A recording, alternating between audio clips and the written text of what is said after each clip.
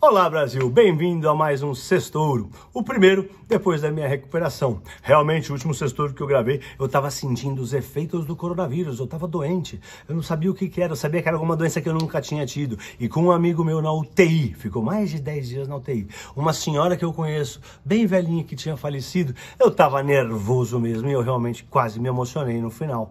Eu agradeço do fundo do meu coração todas as milhares de mensagens que eu recebi, foi tão lindo e me ajudou a passar as 2 semanas que eu fiquei doente e a última semana que meu chefe aqui da Mirai Asset disse, fique em casa para você ter uma recuperação completa. Eu acabei ficando afastado 23 dias e morri de saudade de fazer não só o Minuto Econômico para ajustar diariamente o nosso Sextouro, como o Sextouro. Bom, vamos lá! Nessa semana que os infectados pelo coronavírus atingem 2 milhões no mundo inteiro, 2 milhões de pessoas, a China, onde tudo começou, começa a mostrar sinais de recuperação. E não é só a China não, as bolsas do mundo inteiro estão subindo faz 2 semanas. Essa é a segunda semana de alta. Semana passada foi um pouco mais modesta, o pessoal estava olhando, né? Mas essa semana já engrenou um pouco a alta, um pouco mais forte. Eu até no começo da semana, logo na minha chegada, se não me engano foi na segunda-feira, ou na terça, na segunda ou na terça, eu fiz uma análise sobre o Stock 600. O Stock 600 é um índice de 600 empresas de 17 países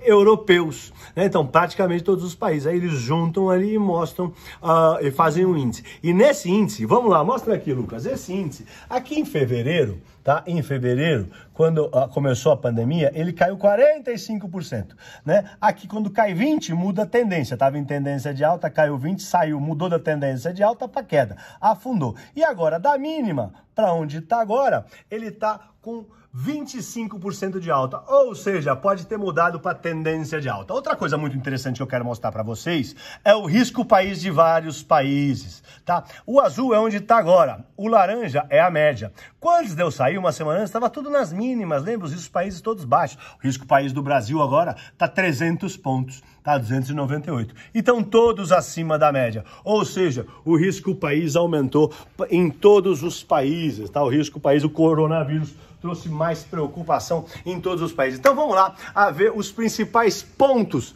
tá? Que a gente preparou aqui para o Sextouro, tá? Bom, alívio da quarentena, reabertura organizada dos países, tá? A Itália na terça-feira já está abrindo as lojas.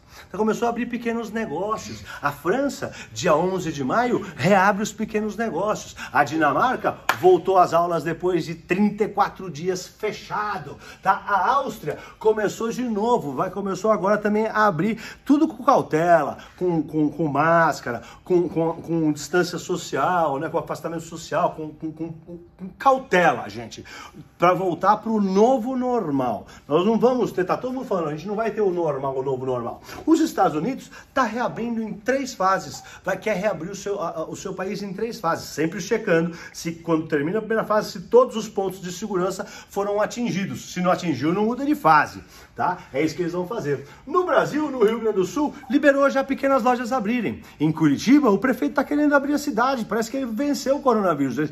Tudo com cautela, com máscara, com distanciamento social, com preocupação dos vulneráveis, com cuidado com os mais velhos, os muito obesos. O problema são os muito velhos e os muito obesos, tá bom? Bom, vamos lá. O segundo ponto importante dessa semana. Estão aparecendo remédios, até no Brasil, né? Hoje, na sexta-feira, apareceu lá nos Estados Unidos o Remdesivir.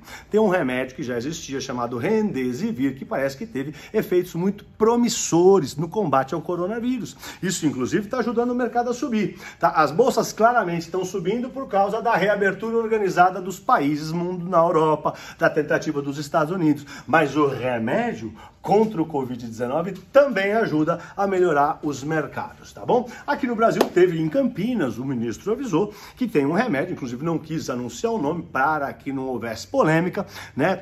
No cloroquina teve um monte de polêmica, né? E que também aparentemente tem 94% de eficácia contra o coronavírus. Essas coisas de médico eu não entendo nada, quem quiser checa no Google, mas o meu ponto é, o fato de estarem aparecendo remédios tá melhorando os mercados também, tá bom? Vamos lá, terceiro ponto, a derrocada do petróleo. O WTI operou abaixo dos $20 essa semana, já voltou, tá um pouquinho acima agora de novo, tá? Mas a OPEP avisou que é o maior colapso da história do petróleo, tá? Os russos e os árabes estão dispostos a cortar mais. Aquele corte que eles fizeram de 10% na produção, lá da OPEP+, que cortaram 9,7 milhões de barris de petróleo por dia da produção, equivale a uns 10% da produção deles, aparentemente não é o suficiente.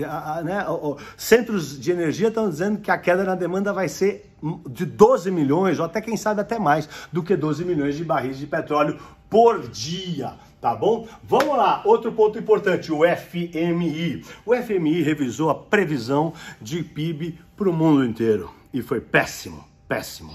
O mundo, eles acreditam, vai encolher 3. O Brasil, 5,3. A Europa, na média, 7,5 de encolhimento do PIB deles. Tá? Os Estados Unidos, quase 6. Deve afundar na cabeça deles, 5,9. Temos que ver, pode ser um pouco agressivo, né? Aqui no Brasil as revisões têm sido menos drásticas, né? Acho que na média está em torno de um pouco abaixo de 4% de queda de PIB. Mas lembrar que esse momento ele é pautado pela incerteza. Fazer qualquer previsão, fazer qualquer projeção, você fica suscetível ao erro, exposto ao erro com muita facilidade. A gente não sabe o que vai acontecer, a gente não sabe como vai recuperar, a gente não sabe o que está acontecendo. Não que o que está acontecendo, a gente não sabe o que está acontecendo economicamente falando, quais vão ser os impactos reais. A gente não pode ser preciso. Claro que vai afundar, claro, vai diminuir, né? Aqui, vamos até entrar no outro ponto, né? Nos estragos econômicos que está causando o coronavírus, né? Claro, a gente está tendo lá, o seguro-desemprego nos Estados Unidos, tem 22 milhões de desempregados em 4 semanas nos Estados Unidos, bateu.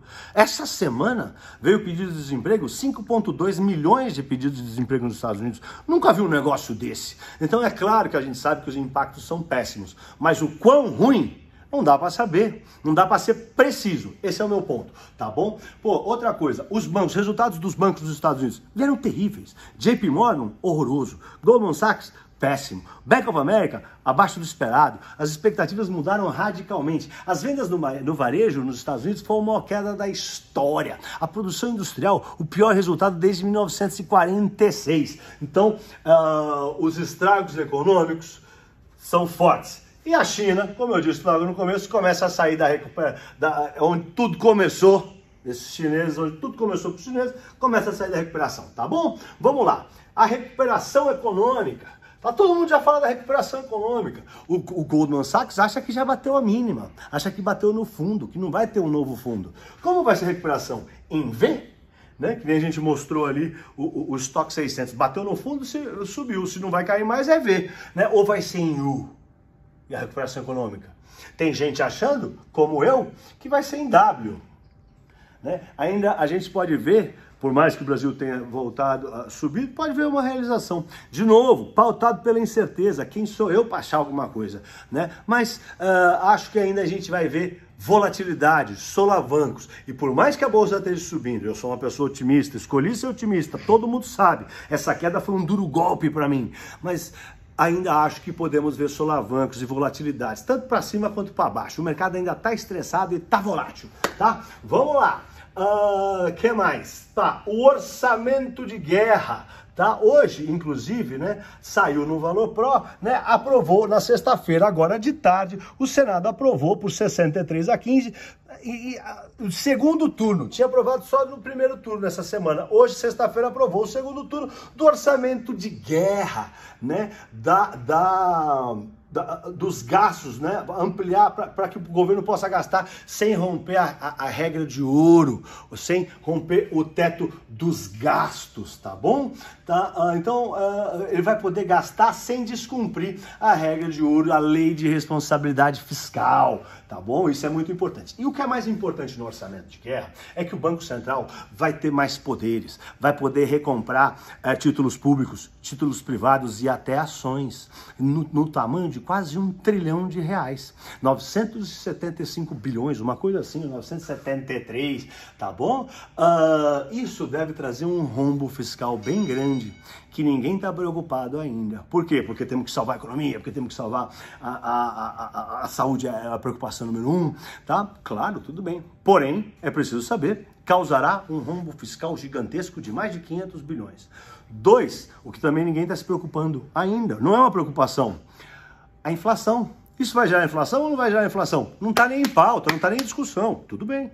Mas apenas lembrando, gastar sem parar, até antes do coronavírus gerava inflação. Mas a gente está vendo nos Estados Unidos eles imprimindo 5 trilhões de dólares e não tem inflação. Tá bom? Apenas estou lembrando vocês que me ouvem por assuntos econômicos, tá bom? Vamos lá. Outro ponto importante dessa semana, a Bolsa atingiu 2,3 milhões de investidores. O que está acontecendo? Continua entrando clientes na Bolsa? Por quê? Né? Acho que a queda nas ações, é claro que o preço da ação não necessariamente tem a ver com o valor da empresa, tanto é que o preço oscila muito no intraday, diariamente, e é claro que o valor da empresa não mudou durante o dia, e às vezes muda muito. Mas, obviamente, o valor das empresas mudou nessa situação do coronavírus, claro, né? Mas os preços também caíram brutalmente. Já recuperaram, a bolsa bateu 60, está no nível de 80, né? Então, mas o povo, o brasileiro, os investidores estão enxergando oportunidades. E há oportunidades, é claro. Ficar de olho e foco em empresas que vão sobreviver no longo prazo. Talvez seja, para você que tem menos experiência, não seja muito... como eu posso dizer, não seja a melhor opção você se arriscar em empresas que caíram muito e vão subir. Você tem que focar se a empresa vai sobreviver em 10 anos, dada a situação. Se você achar que não, não compre. Se você achar que sim, considere. Tá bom? Vamos lá. E a última notícia importante da semana, que foi de ontem, temos um novo ministro da República, Nelson Tech, ministro da República, ministro da Saúde, né? Nelson Tech, né? Acho que a gente tem que dar um voto de confiança para ele, né? O que ele tem que fazer, bom, o ministro da Economia, acho que seria importante ele dar para nós um horizonte, né? Ninguém consegue ficar não nervoso se não tiver um horizonte pela frente. Bom, gente, esses são os principais pontos, tá? Que eu, na minha volta, escolhi para falar para vocês. Então, eu estou muito agradecido, estou muito feliz de estar de volta. Foi um prazer passar essa semana fazendo Minuto Econômico com vocês. Eu estava morrendo de saudade. Eu sou o Pablo. Um bom fim de semana a todos.